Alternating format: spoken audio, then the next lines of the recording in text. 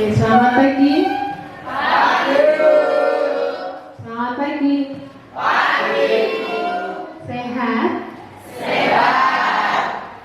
Oke, sebelum pembelajaran hari ini kita mulai, ketua kelas ada, Mas Gilang. Oke, silakan disiapkan untuk berdoa. Raja, atur siap dan doa mulai.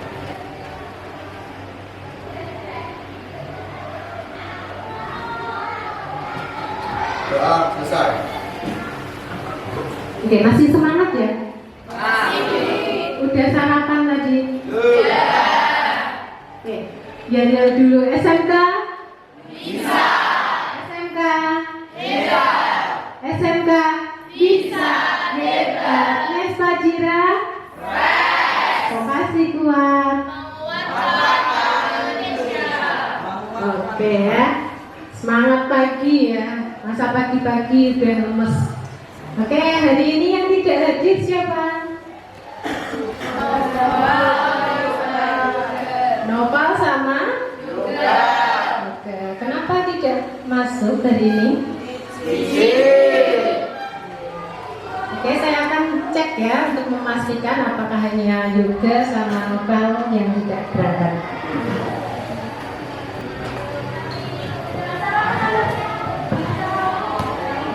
Agnes ada? Aldo? Alia? Anissa? Audi? Azrul? Dava?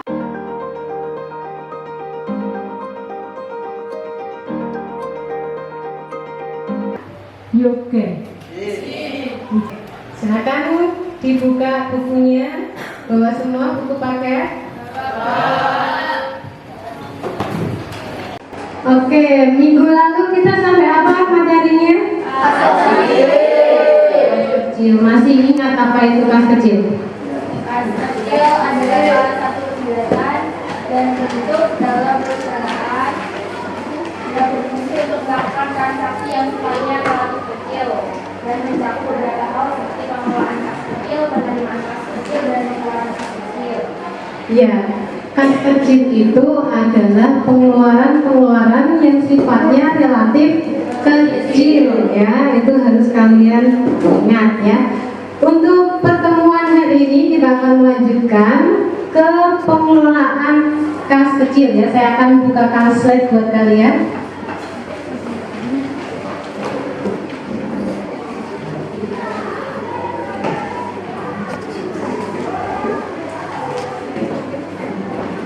Nah, ini terkait dengan pengelolaan kas kecil. Kenapa kas kecil itu perlu dikelola? Ya. Mas Devi, Mas. Kenapa kas kecil perlu dikelola?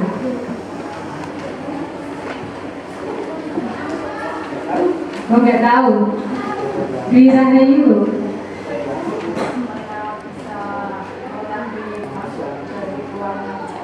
Ya, untuk mengetahui setiap transaksi yang terjadi baik masuk maupun keluar ya. Untuk hari ini kita itu akan mempelajari terkait dengan kas kecil, di mana nantinya kalian mengetahui dan bisa menerapkan bagaimana pengelolaan kas kecil dan juga bukti-bukti transaksinya ya. Pembelajaran hari ini nanti kita menggunakan metode example non-example. Oke, kita masuk ke materi. Kas kecil itu nama lainnya adalah petty cash ya. Petty cash, bukan credit petty ya. Petty cash, di mana dana yang dikeluarkan perusahaan itu dengan relatif kecil jumlahnya. Jadi sesuatu yang pengeluarannya rutin namun kecil itu disebut dengan kas kecil. Nah, ini tadi tujuan dibuatnya kas kecil. Yang pertama apa?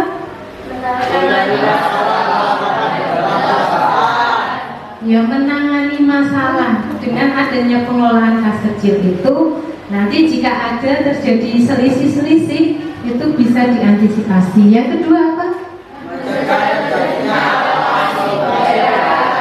Ya, mencegah terjadinya alokasi pembayaran. Mungkin ada yang tidak seharusnya dibeli namun dibeli. Nah, itu bisa diantisipasi dengan pengelolaan kas kecil. Yang ketiga,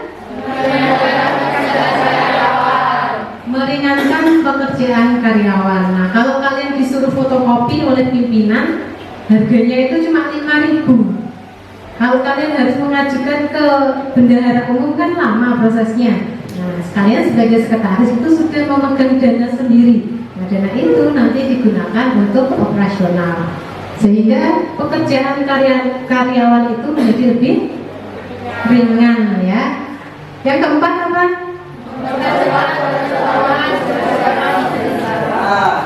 Mempercepat penentuan kebijakan insidental. Insidental itu artinya apa?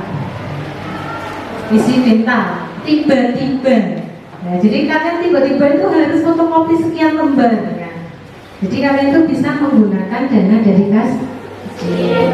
Nah, manfaatnya ini mempermudah. Siapakah akuntan itu? Karena ini kas kecil, jadi akuntan tersebut adalah sekretaris sendiri ya, sebagai seorang pelaku akuntansi pemula. Yang berikutnya manfaatnya apa? Ya, meningkatkan pelayanan pelanggan. Dan yang ketiga untuk Oke, sampai sini bisa dipahami? Terkait dengan pengertian, tujuan, dan manfaat. Nah, ini hal-hal yang harus diperhatikan dalam kas kecil. Yang pertama adalah penggunaan sesuai batas maksimal.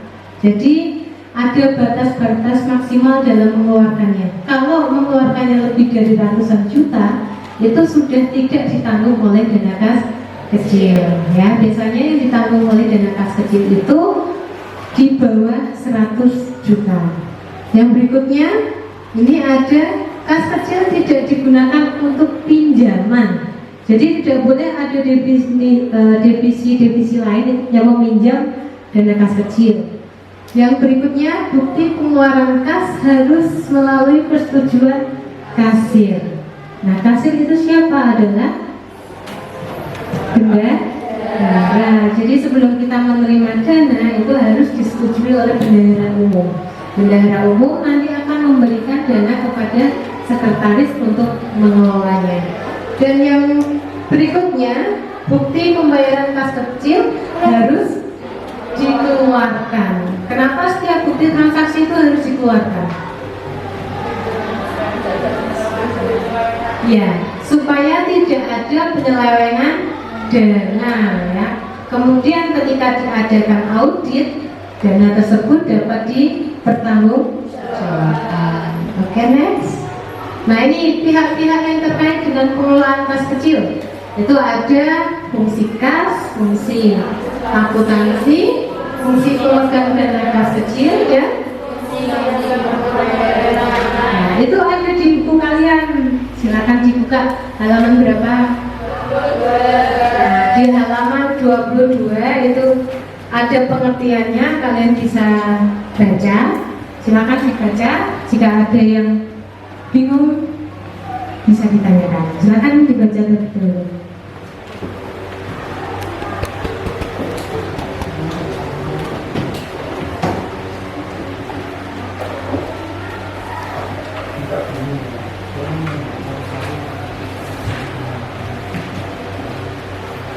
Oke, sudah ya? Sudah diketahui tentang fungsi kas, fungsi utang, fungsi pemegang dana kas kecil, dan fungsi pembayaran tunai. Ada yang ditanyakan nggak? Ada. Oke, next.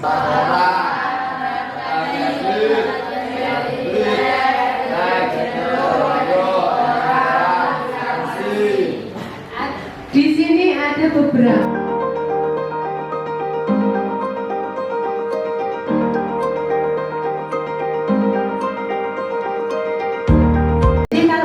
Itu BCA, kalian ngambil di BRI itu tidak bisa. Jadi harus sesuai dengan bank yang tertera, dan namanya pun tidak boleh diwakilkan. Nah, kalau di situ tertera namanya Egi, kok Gilang yang ke bank yang akan dikasih. Ya, jadi harus si Egi sendiri yang ke bank tersebut. Itu ya. Terus ada biliar giro. Apa itu biliar giro? Di buku ada, silakan sambil dibuka ya. Apa itu biliar giro?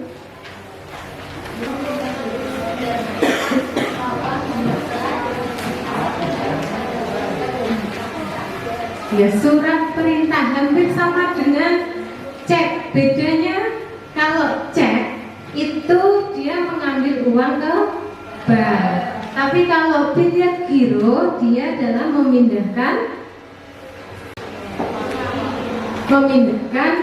rekening ya, secara debit. Jadi nggak diambil secara tunai bukan, tapi dia memindahkan secara debit. Ya, tahu bedanya ya antara cek dengan biliar giro. Nah, yang sering kalian ketemu ini kwitansi, ya kan? Kwitansi itu biasanya yang menandatangani siapa di situ? Kan sering kalian dapat kwitansi. Yang tanda tangan di kwitansi itu siapa?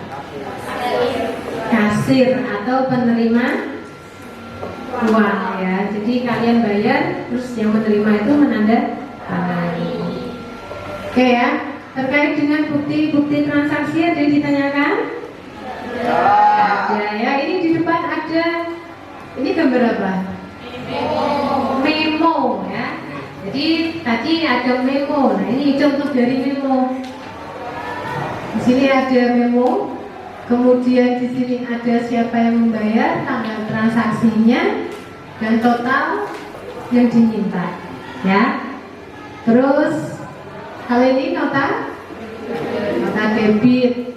Di dalam nota debit itu selalu ini ada ini apa? Sebelah ini nama perusahaan apa? Perusahaan yang menjual atau yang membeli? Ya, nama yang menjual. Terus yang ini yang membeli. Terus yang bagian ini di siapa?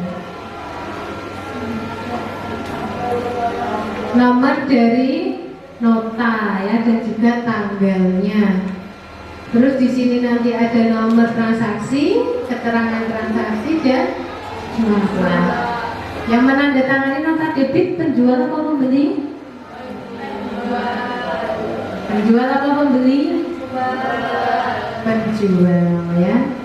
Nah, kalau ini gambar apa?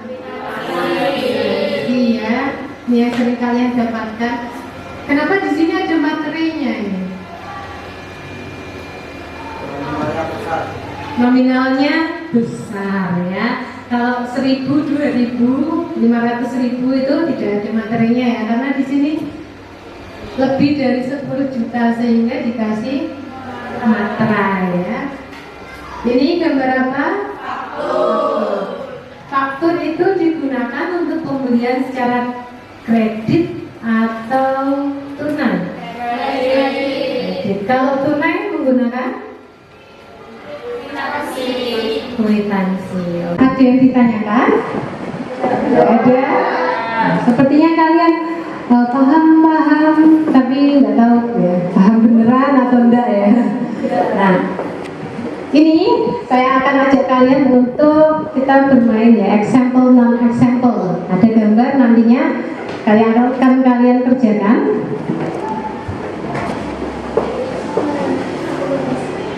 Nanti saya akan membagikan ini ke kalian terkait dengan LKPD. LKPD itu lembar kerja peserta didik. Nah, nanti kalian setelah ini akan membentuk kelompok. Jumlah siswa berapa? 31. Silakan membentuk kelompok. Satu kelompoknya 6 siswa. Berarti ada berapa kelompok? Ada 5 ya Mas Alju, bukan 2. Ada 5 ya. Nah, kelompoknya masih sama dengan minggu lalu ya. Nanti silakan kalian bentuk kelompok, kemudian saya akan berikan LKPD. Tugas kalian adalah mendiskusikan, kemudian Kalian kasih keterangannya di sini. Silakan nanti kalian boleh browsing, boleh search di buku kalian itu ada.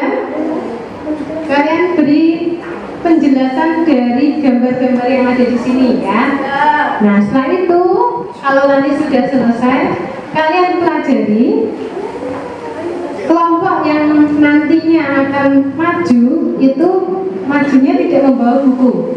Ya, jadi kalian maju itu udah paham. Oh itu gambar kwitansi. Kwitansi itu adalah bukti transaksi bla bla bla bla bla gitu. Paham ya? Nah, jadi kalian harus bisa bekerja sama secara kelompok untuk memahami gambar-gambar dari bukti transaksi. Ada yang ditanyakan? Ya. Kalau tidak ada silakan membentuk kelompok, meja kursinya silakan ditata untuk memudahkan diskusi.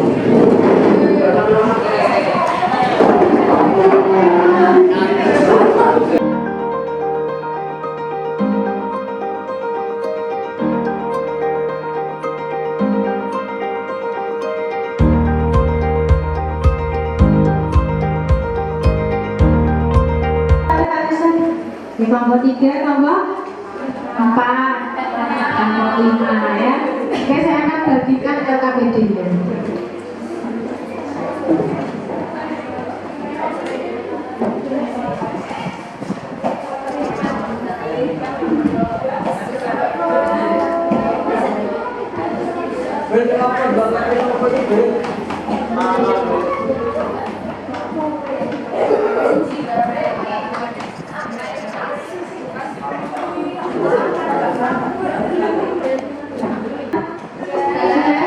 Nah itu silakan kalian diskusikan dengan kelompok kalian.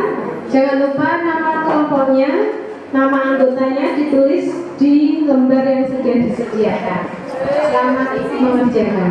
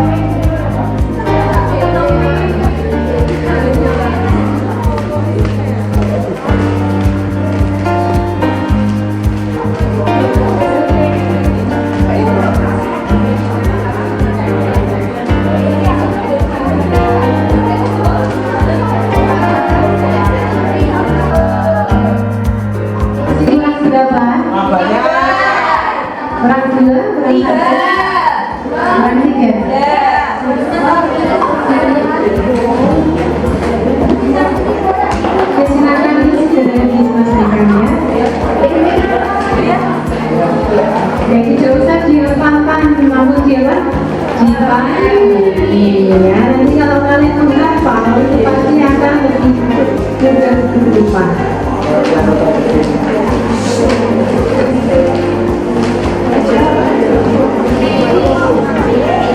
Sudah selesai semua?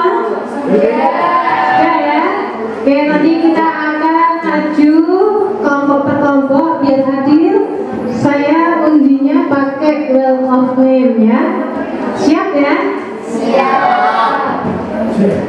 Kelompok berapa dulu yang maju ya?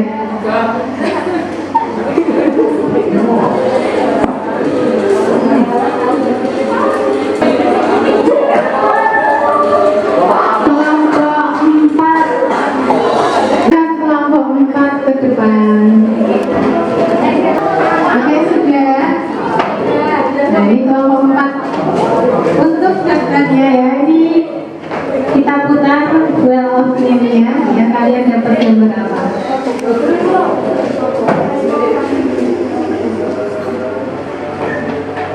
Coba gambar C ya, kita lihat gambar C.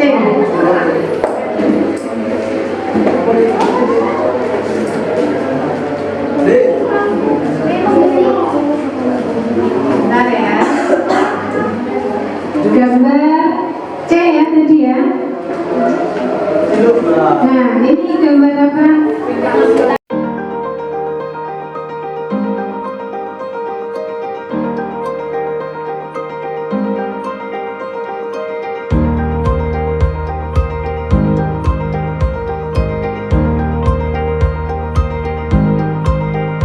Oke, selanjutnya kita putar. Kelompok berapa yang maju berikutnya adalah kelompok satu. Ya, kelompok satu silakan ke depan.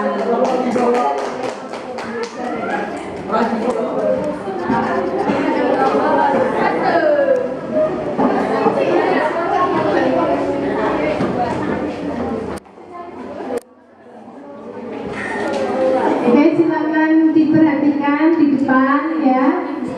Kita akan putar ya. Siap ya?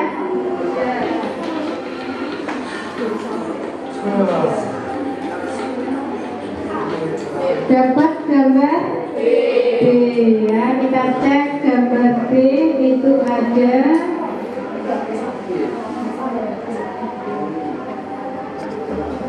gambar B. Gambar apa itu? Ya, silakan dijelaskan apa itu memo.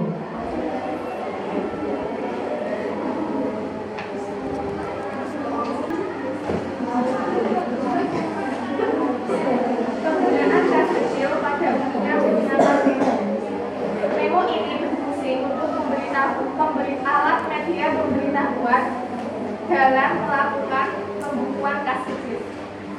Oke, kelompok yang lain benar apakah itu pengertian memo? Ya, ada yang ditanyakan?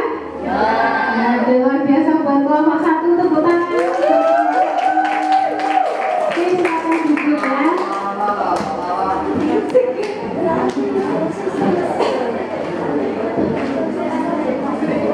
Oke, selanjutnya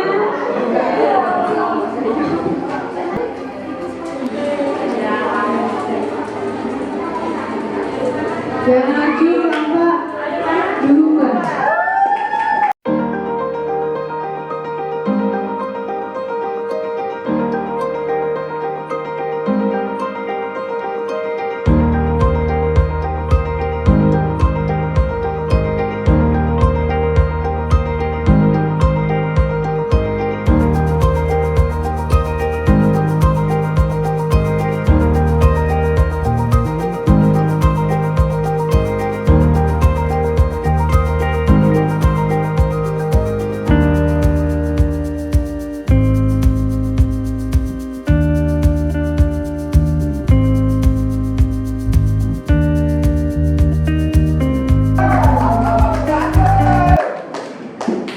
Oke, terakhir kelompok tiga ya, ini nggak usah diputar lagi ya karena kelompok yang terakhir.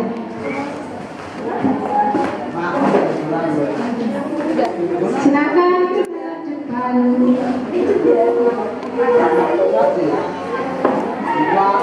Kelompok yang terakhir, kelompok tiga. Semangat aku. Oke, kelompok yang terakhir ini.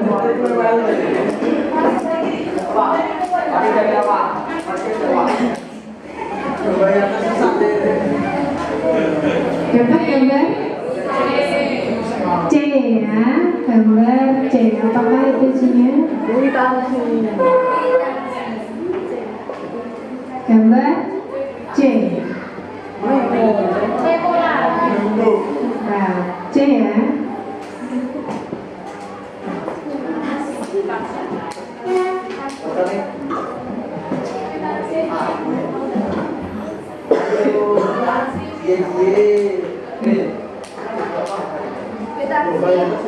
Dokumen perdagangan berupa bukti penerimaan yang ditandatangani oleh pihak yang menerima uang atau pihak penjual yang diserahkan kepada pihak pembeli atau pembayar.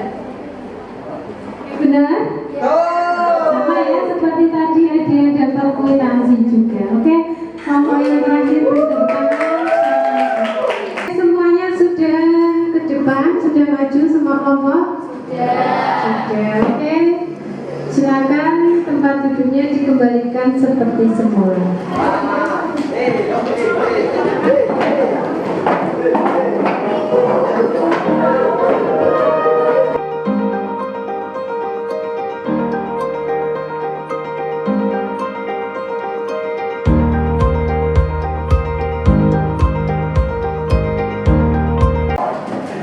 Silakan sampah yang ada di sebelahnya atau yang dekat dengan sampah silakan bisa diambil.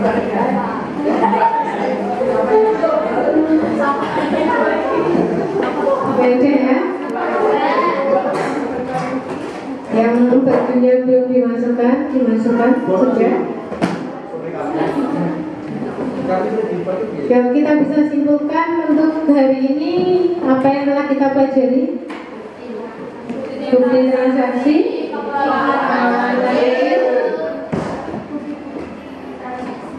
ya, bukti-bukti transaksi meliputi apa saja tadi?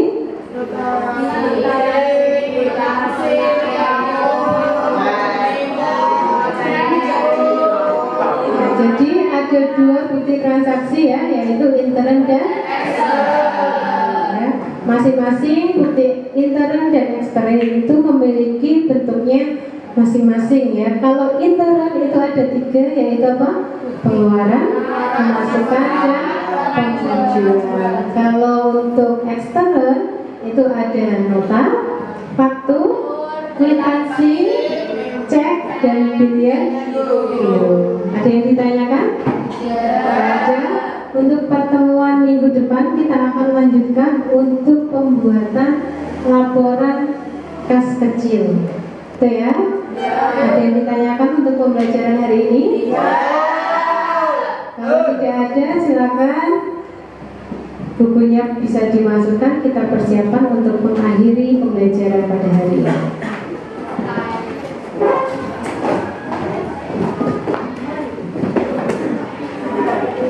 Jangan sampai ada yang ketinggalan di meja.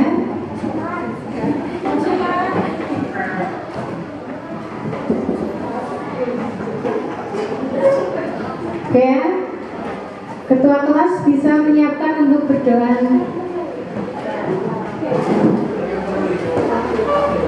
Latihan. Siap gerak. Doa mulai.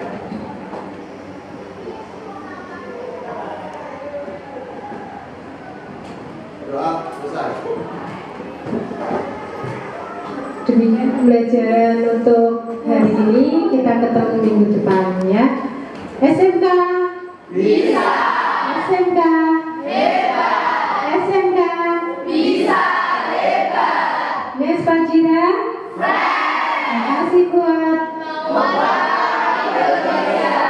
Oke, selamat siang.